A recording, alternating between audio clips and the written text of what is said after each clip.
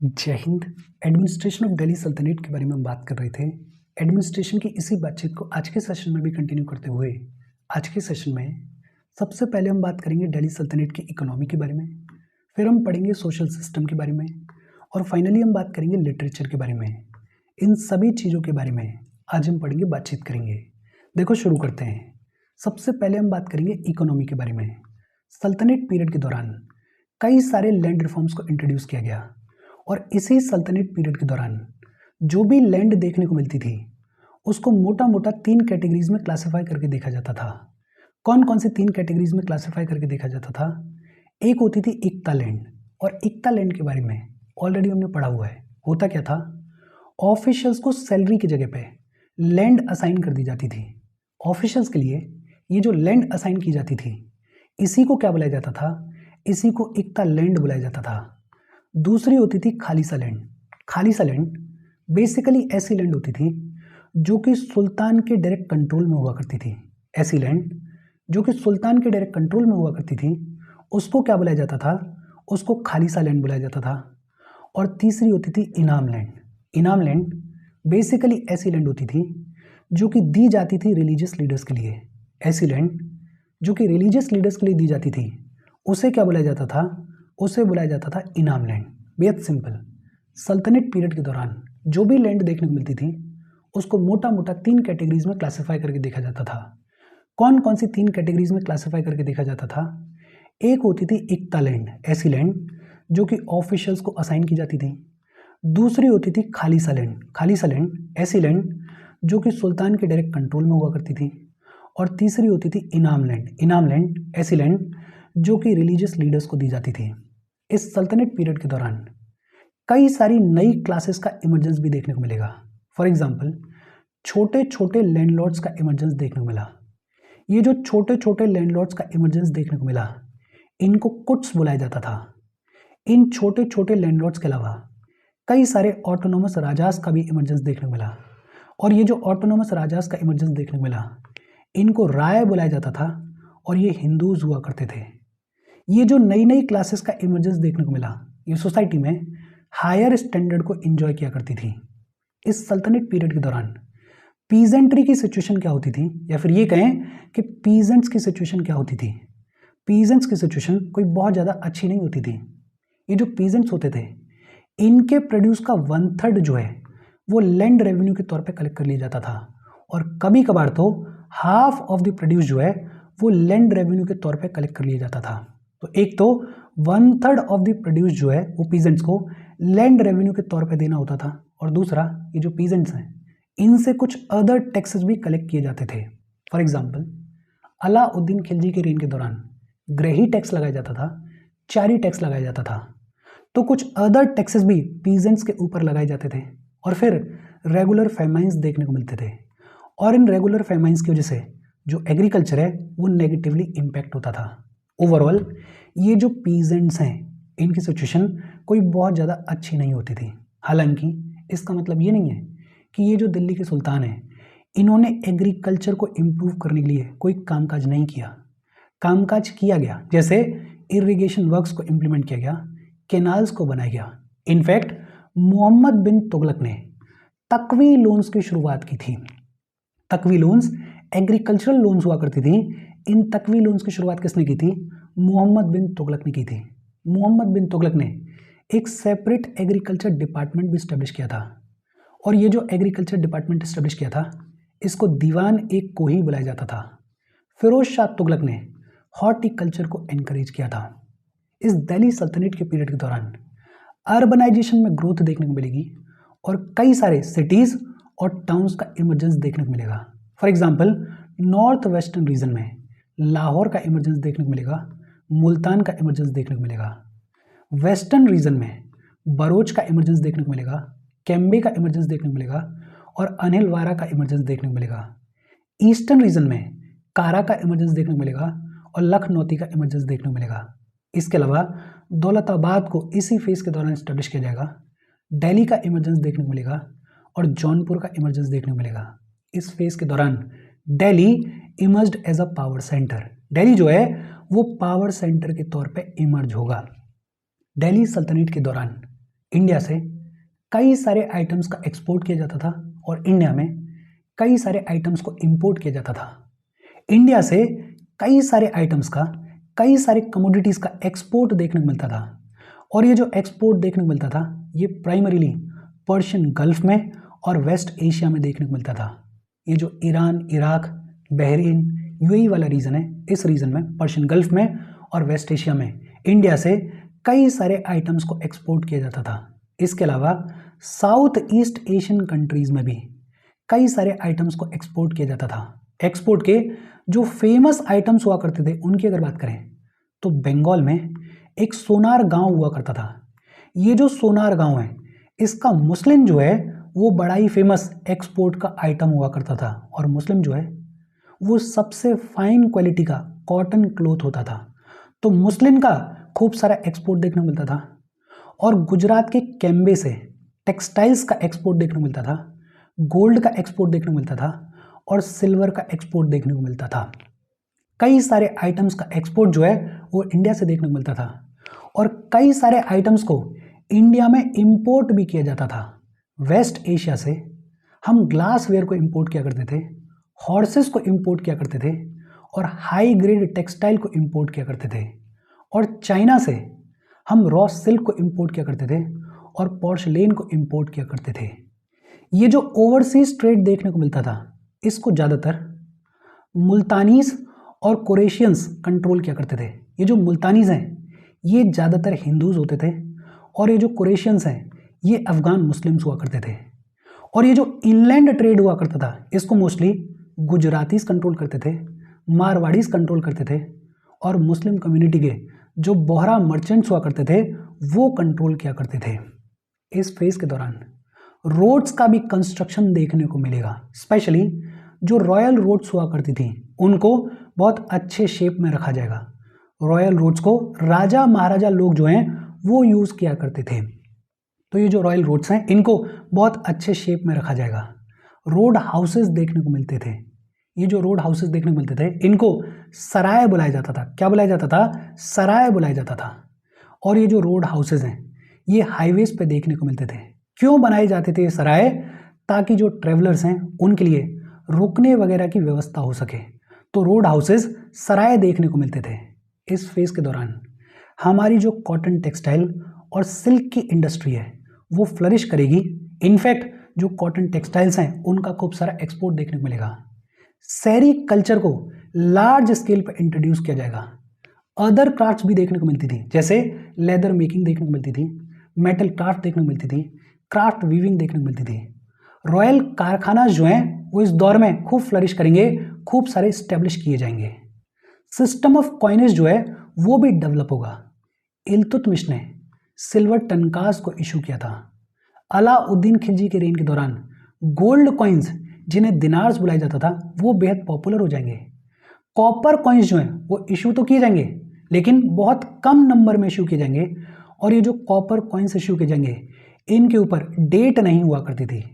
मोहम्मद बिन तुगलक ने token currency को भी इशू किया था। इन सभी चीज़ों के बारे में ऑलरेडी हमने पढ़ा हुआ है। ये जो तुर्क लोग आए इन्होंने कई सारे क्राफ्ट्स को, इन्होंने कई सारे टेक्निक्स को पॉपुलराइज किया। For example use of iron stirrup. ये जो आयरन स्टरअप का यूज़ है इसको तुर्क्स लेकर आए। आयरन स्टरअप्स क्या होते हैं?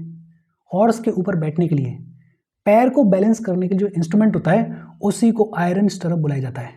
और ये जो यूज़ ऑफ आयरन स्टरअप है इसकी वजह से जो कैवलरी होती है वो फास्ट ऑपरेट करती है। तुर्क से सक्सेसफुल होने का एक बड़ा रीज़न ये था कि वो आयरन स्टरअप्स को यूज़ करते थे। Use of armour for both horses and Riders. Horse's और राइडर्स दोनों के लिए आर्मर का ये जो यूज़ है इसको भी किसने पॉपुलराइज किया? तुर्क्स ने पॉपुलराइज किया। इम्प्रूवमेंट ऑफ राहत। राहत क्या होता था? राहत जो है वो पर्शियन व्हील होता था जो कि यूज़ किया जाता था वेल से पानी को निकालने के लिए। और ये जो पानी निकाला जाता था इससे इरिगेशन किया जाता था।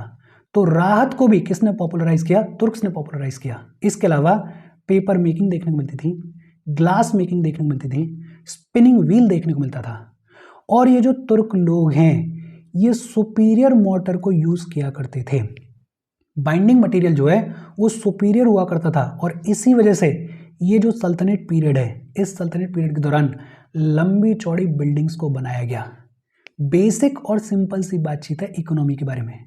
इन सभी चीज़ों के बारे में इस चैप्टर के अंदर ऑलरेडी हमने कहीं ना कहीं पढ़ा हुआ है। यहाँ पे एक जगह पे चीज़ों को कंपाइल करके दिया गया है ताकि आप एक साथ चीज़ों को देख सको और समझ सको। होपफुली कुछ हद तक चीज़ें आपके दिमाग में रजिस्टर हुई होंगी। हम आगे बढ़ें उससे पहले वीडियो पे लाइक के बटन को दबा दो। लाइक दबाना ज़रूरी है बिकॉज यूट्यूब ऐसे ही फंक्शन करता है।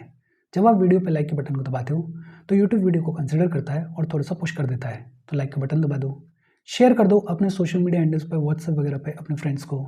जो भी लोग इसमें इंटरेस्टेड हैं, इससे रिलेटेड पढ़ाई कर रहे हैं, उनको शेयर कर दो।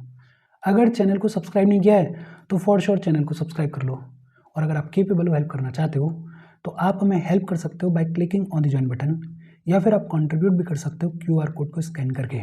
अच्छा, दिल्ली सल्तनत के पीरियड के दौरान इकोनॉमी की कहानी क्या रही वो तो होपफुली आपको समझ में आई होगी। अब बात आती है सोसाइटी के बारे में। सल्तनत पीरियड के दौरान ये जो हिंदू सोसाइटी देखने को मिलती थी, इसमें ना के बराबर चेंजेस देखने को मिलेंगे। ये जो हिंदू सोसाइटी देखने को मिलती थी, इसमें अभी भी ट्रेडिशनल कास्ट सिस्टम देखने को मिलेगा। ब्राह्मण्स जो हैं वो अपर स्ट्रेटा में हुआ करते थे, विमेन्स जो हैं उनकी पोजीशन खराब हुआ करती थी, और सती जो है वो वाइडली देखने को मिलेगी। इनफैक्ट इब्न बतूता ने बात की है सती के बारे में, बताया है कि सती नाम की जो प्रैक्टिस है वो इंडिया में देखने को मिलती थी। ये जो अरब लोग आए, ये जो तुर्क लोग आए, ये अपने साथ में पर्दा सिस्टम लेकर आएंगे। पर्दा सिस्टम को अरब्स ने और तुर्क्स ने इंडियन सोसाइटी में इंट्रोड्यूस किया। ये जो उस दौर की सोसाइटी हुआ करती थी, इसमें कई सारे एथनिक और रेशियल ग्रुप्स देखने को मिलते थे। फॉर एग्जाम्पल तुर्क देखने को मिलते थे, ईरानीज देखने को मिलते थे, अफगान्स देखने को मिलते थे, और इंडियन मुस्लिम्स देखने को मिलते थे। और ये जो तुर्क, ईरानीज, अफगान्स और इंडियन मुस्लिम्स देखने को मिलते थे, ये अपना अपना एक्सक्लूसिव ग्रुप बना के रहते थे। इनके बीच में इंटर मैरिजेस देखने को नहीं मिलती थी। जो हिंदू कन्वर्ट्स हुआ करते थे, ऐसे लोग जो कि पहले हिंदू होते थे और बाद में इस्लाम को अडॉप्ट कर लेते थे, ऐसे हिंदू कन्वर्ट्स को इक्वल रिस्पेक्ट नहीं दी जाती थी। मुस्लिम नोबल्स जो हैं वो हायर ऑफिसेज में देखने को मिलते थे। बहुत रेयरली ऐसा देखने को मिलता था कि ये जो हायर ऑफिसेज हुआ करते थे इनमें कोई हिंदू नोबल हो। ये जो हिंदूज हैं इनको जिम्मी बुलाया जाता था। जिम्मी का मतलब प्रोटेक्टेड, जिम्मी का मतलब ऐसे लोग जो कि सुल्तान की प्रोटेक्शन में हैं, और इस प्रोटेक्शन के लिए ये जो हिंदूज हैं इनके ऊपर जजिया लगाया जाता था। इनिशियली ये जो जजिया लगाया जाता था इसको कलेक्ट किया जाता था as part of land tax, लेकिन फिरोज शाह तुगलक ने ये जो जजिया है इसको सेपरेट टैक्स के तौर पे स्टैब्लिश किया। तो जजिया को सेपरेट टैक्स के तौर पे किसने स्टैब्लिश किया? फिरोज शाह तुगलक ने किया। स्लेवरी जो है वो इस पीरियड के दौरान खूब देखने को मिलती थी, और मेन और विमेन दोनों तरीके के स्लेव्स देखने को मिलते थे। देखो, सोसाइटी के बारे में मोटे मोटे तौर पे चीज़ें आपको ऑलरेडी समझ में आती हैं। हिंदू सोसाइटी जैसी होती थी वैसी ही होती रहेगी, वैसा ही कंटिन्यूएशन देखने को मिलेगा। ये जो अरब्स हैं, ये जो तुर्क्स हैं, ये इंडियन सोसाइटी में पर्दा सिस्टम को इंट्रोड्यूस करेंगे। कई सारे एथनिक और रेशियल ग्रुप्स देखने को मिलते थे। बट ऑब्वियस बात है, जो हिंदू कन्वर्ट्स हुआ करते थे उनको इक्वल रिस्पेक्ट नहीं दी जाती थी। जो हायर ऑफिशियल्स हुआ करते थे वो ज़्यादातर मुस्लिम नोबल्स हुआ करते थे। हिंदूज जो हैं उनको जिम्मी बुलाया जाता था, उनको प्रोटेक्टेड वंस बुलाया जाता था। ये जो हिंदूज होते थे इनके ऊपर जजिया लगाया जाता था। जजिया इनिशियली जो है वो कलेक्ट किया जाता था as part of land tax, लेकिन ये जो जजिया है इसको सेपरेट किसने किया? इसको सेपरेट फिरोज शाह तुगलक ने किया। इस फेज के दौरान स्लेवरी जो है वो खूब ज़्यादा देखने को मिलती थी।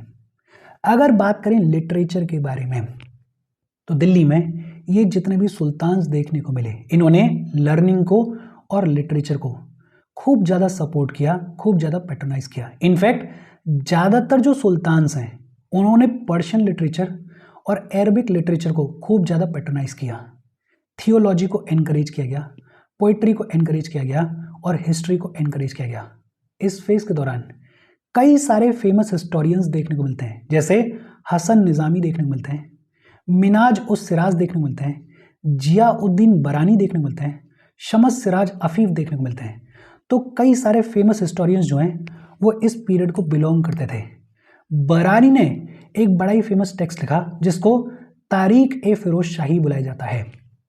तारीख ए फिरोज शाही, इसको किसने लिखा? बरानी ने लिखा। और ये जो तारीख ए फिरोज शाही है ये बात करता है about the history of Tughlaq dynasty. Minhaj us Siraj ने तबकत ए नाशरी को लिखा।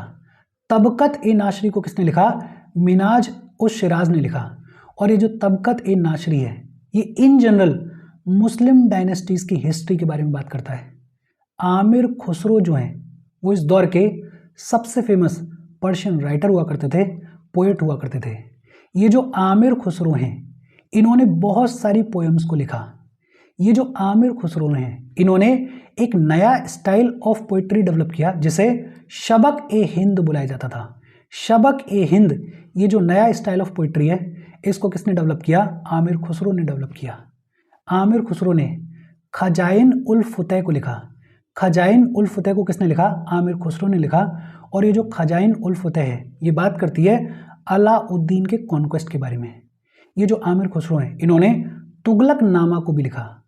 तुगलक नामा के अंदर बात की गई है about the rise of Ghiyasuddin Tughlaq. तो आमिर खुसरो अपने आप में बेहद इंपॉर्टेंट पर्शियन राइटर हुआ करते थे, पोएट हुआ करते थे इस फेज के। संस्कृत और पर्शियन ये दोनों जो हैं वो लिंक लैंग्वेज के तौर पे एक्ट करेंगी। संस्कृत और पर्शियन जो हैं वो लिंक लैंग्वेज के तौर पे एक्ट करेंगे। इनफैक्ट जिया नक्शबी, ये जो जिया नक्शबी हैं इन्होंने सबसे पहली बार संस्कृत स्टोरीज को पर्शियन में ट्रांसलेट किया था। जिया नक्शबी ने सबसे पहली बार संस्कृत स्टोरीज को पर्शियन में ट्रांसलेट किया था। तूतूनामा या फिर बुक ऑफ पैरट, ये जो तूतूनामा है इट बिकेम वेरी पॉपुलर और इसको टर्किश में ट्रांसलेट किया गया था। अरबिक में अल बरूनी ने किताब उल हिंद को लिखा था। और अल बरूनी की ये जो किताब उल हिंद है ये बड़ा ही फेमस कामकाज है। चंद्रवरदाई इस दौर के बड़े ही फेमस हिंदी पोएट हुआ करते थे। पृथ्वीराज चौहान के कोर्ट में देखने को मिलते थे चंद्रवरदाई। फेक जहाँ तक बाला जाए एक कविता आपने सुनी होगी, ये चंद्रवरदाई ने ही लिखी थी। नुसरत शाह जो हैं उन्होंने महाभारत को बंगाली के अंदर इसी फेज के दौरान ट्रांसलेट किया था। मोटे मोटे तौर पर अगर बात करें तो लिटरेचर के अंदर भी सल्तनत पीरियड के दौरान सिग्निफिकेंट कामकाज किया गया। और इसके साथ ये जो चैप्टर है इस चैप्टर की बातचीत खत्म हो गई। कोई डाउट हो कमेंट करके पूछ लेना। Thank you very much.